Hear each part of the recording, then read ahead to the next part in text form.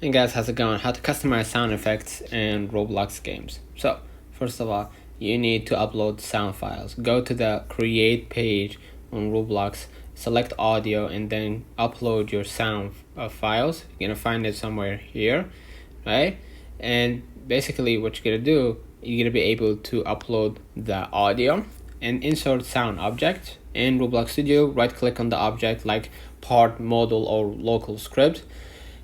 Where you want that to add the sound, and then select insert object and then sound. Next, set sound properties, select the sound object, and in the properties panel set the sound ID to the asset of your uploaded sound. Next, adjust sound settings, modify properties like volume, pitch, and loop to customize how the sound plays, and play the sound via script, and then trigger sound events. Call the play, stop, or pause methods based on game events, like when a player clicks a button or an action occurs. By following these steps, you can effectively customize sound effects in Roblox game. So let me know in the comments if this video helped you. Don't forget to like and subscribe, and thank you for watching.